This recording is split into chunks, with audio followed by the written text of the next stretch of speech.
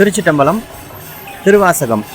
உழிதரு காலும் கனலும் புனலோடு மண்ணும் விண்ணும் இழிதரு காலம் எக்காலம் வருவது வந்ததன் பின் உழிதரு காலத்த உன்னடியேன் செய்த வல்வினையை கழிதரு காலமுமாய் அவை காத்து எம்மை காப்பவனே.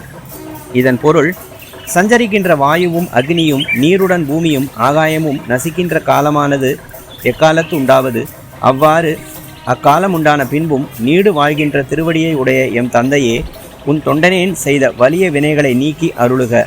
கால தத்துவங்களாகிய அவைகளை காத்து எங்களையும் காக்கின்ற இறைவனே. திருச்சிட்டம்பலம்.